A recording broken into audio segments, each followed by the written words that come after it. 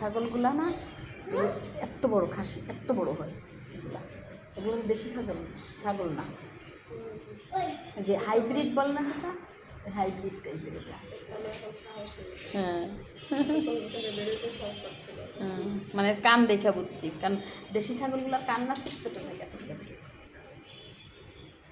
এই ধরো না, পা কিরকম লম্বা দেখছো, ছাগলের পা দেখছো তুমি?